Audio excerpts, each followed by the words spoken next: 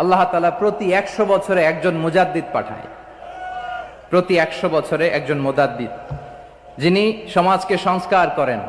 আল্লামা দেলোয়ার হোসেন সাঈদী রাহিমাহুল্লাহ ছিলেন তেমন একজন মুজাদ্দিদ। চিৎকার করে বলেন ঠিক কিনা? উনি শিরক বিদআতের আস্তানাকে তছনছ করে দিয়েছেন, তাওহীদের বাণীকে সমুন্নত করেছেন, গণমানুষের কাছে তাফসিরুল কোরআনকে জনপ্রিয় করেছেন। আজীবন আজীবন তিনি ইসলামকে বিজয়ী শক্তি হিসেবে দেখার স্বপ্ন দেখতেন। এত প্রাঞ্জল ভাষা, এত চমৎকার আধুনিক প্রেজেন্টেশন, গণমানুষের কাছে কোরআনের তাফসিরকে এভাবে জনপ্রিয় করে তোলার মতো ব্যক্তিত্ব আল্লামা সাঈদী ছাড়া দ্বিতীয় কেউ এই বাংলার ভূখণ্ডে নাই। এই যে তাফসিরুল কোরআন, এই যে টার্মিনোলজি, এই টার্মটাই উনি আসলে জনপ্রিয় করেছেন। আমরা আগে জানতাম না যে এভাবে তাফসির করা যায়।